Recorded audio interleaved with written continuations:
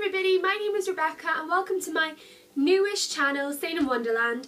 I actually made this channel last year, but I never got around to uploading anything for numerous reasons, but mainly because I was very busy at university and also I never really had the confidence to put myself out there and I didn't know if I would. And I decided to finally get around to making a video, and I thought that it would be very fitting to do it on my favourite 2013 and 14 book. I just did my dissertation on it. It was one of the books, and this book is The Book Thief by Marcus Zusak. Now this book is very popular at the moment. I think it's in the top charts of the young adult section of fiction.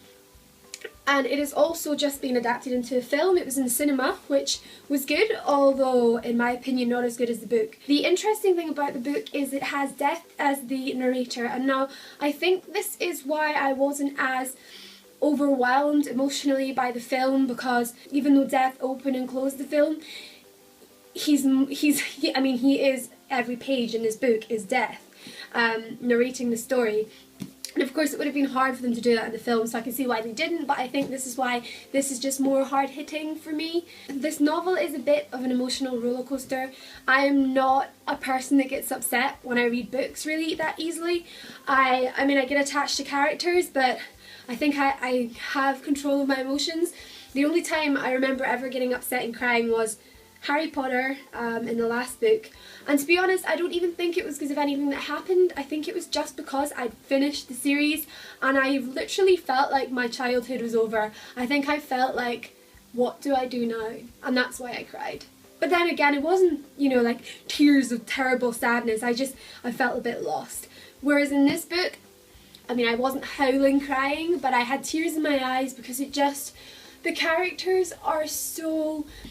I got so attached to the characters. They're so beautifully presented, and they're just, because they're children, you feel for them in this world that is just so brutal, and it just paints such an honest character portrayal of humanity. And I had read an interview with Zusak, who actually said he wasn't sure if he wanted to make Death the narrator of the story, but he came back to Death, and he said even then when he decided it was hard because he didn't know how to portray Death, whether he'd just be, you know, the typical grim kind of figure of Grim Reaper, or whether he would have, you know, human characteristics that made him more emotional, I suppose. And I think he kind of found the balance between him being, you know, blasé about death and with him being attached to the characters. And after all, the novel is about Death's obsession with the book thief.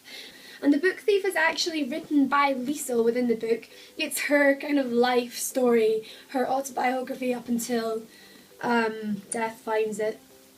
Now, as I said, it's a heartbreaking story, and just now I'm going to go in to talk about some of the scenes within it, so I think if you haven't read it, you don't want to keep listening. At the start of the novel we meet Liesl. She is on a train with her brother and her mother. Her mother is a communist and she's actually on the run from the Nazi party. So Liesl and her brother are actually on their way to a foster family, and they're called the Hubermans. The reason Death comes into the narration is right at the beginning when Liesl is on the train and her brother actually passes away. It's a very startlingly abject scene. It puts you kind of in an uncomfortable position because Death kind of directly hits the reader saying you are going to die. When he meets Liesl, this is when he kind of draws into becoming, it's not an obsession, but his interest is attracted to her. He sees the girl at the site of her brother's death and funeral. And so this happens, and she still has to go to the foster family regardless. She doesn't get any kind of emotional retrieval from this incident. And this is when she then heads to Himmel Street, which is a fictional street in Malking, I think that's how you pronounce it. Now, one of the beautiful things about the novel is the relationship between Liesl and another boy at the same age called Rudy Steiner. There is something about them, and Death himself talks about it within the novel. He says that Rudy does something to me, he steps in my heart, he makes me cry. And when he's talking about Liesl, he tells the reader that I think something like she made him wonder what it would be like to live. And it's very beautiful seeing a figure like death, that everyone has these conceptions about, everybody has their own ideas of what death is, what he should be like, and this is a really touching portrayal of death and his relationship with humanity. Basically, I suppose the novel is about death trying to redeem a humanity in an age where, there is mass slaughter and homicide, and the Holocaust is going on, and he's still trying to find beauty within the world, and he does this through Liesel and Rudy.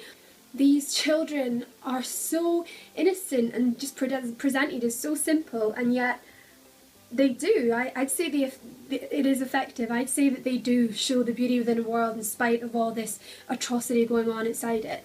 So Liesel, as the book thief, is such a strong character, I feel. She cannot speak, she cannot read at the start of the novel. She's illiterate, and she is desperate to read and is desperate to learn about words. And it's inspiring because she learns, and she learns very quickly, and she has a really intimate relationship with words and how she uses them. Death narrates her process throughout the novel as when she learns to master these words, she throws them at people. She doesn't just speak them, she uses them either as an attack, she uses them to soothe. There's a really lovely episode where there's a bombing going on and there's been a bomb raid, and they're in the shelter, and all the children and adults are really, they're panicking naturally because of what's going on outside, and Liesel picks up her book and she just starts reading. And it immediately calms the children down, and the adults start picturing the words she's reading instead of the bombs outside. And Liesel realises this, and she uses words to heal, which I think is such a beautiful message, because Liesel has effectively learned words as a means of coping with her traumatic past. And so going on from her relationship with words, it also relates to her relationship with Max Vandenberg. Now, he is another character in the novel that he is traumatically associated with, the Holocaust and with the loss of family members, and he has to go into hiding. Hans Huberman has a relationship with his father during the war, so he owes him a promise, he owes him a favour because his father saved his life. So the Hubermans take in Max Vandenberg, who is a Jew on the run effectively, and now the relationship between Max and Liesel is also so beautiful because it develops in a similar way to Liesel learning to read. She's not sure how she feels about him to begin with. The relationship seems a little bit tense and she's a bit scared of him. But they bond over their past, they bond over the fact that they have nightmares about their traumas, and they bond over words. He eventually writes her 2 books, one called The Word Shaker and the other called The Standover Man. And these 2 books are written over Mein Kampf, which was Hitler's autobiography, which is another kind of power struggle between words within the novel. And it's beautiful because he describes her as the word shaker and as stealing the destructive words used by Hitler and the Nazis, used to control people and used to cause the homicide that is going on. And Liesel is put in contrast with this, and in her innocence in learning words, she is taking them back from the Nazis, essentially, is what Max tries to narrate within his novel, within his short story. It starts off kind of like this, with, I don't know if you can see this, it might be a little bit difficult, but it's like little illustrations with writing at the sides and captions.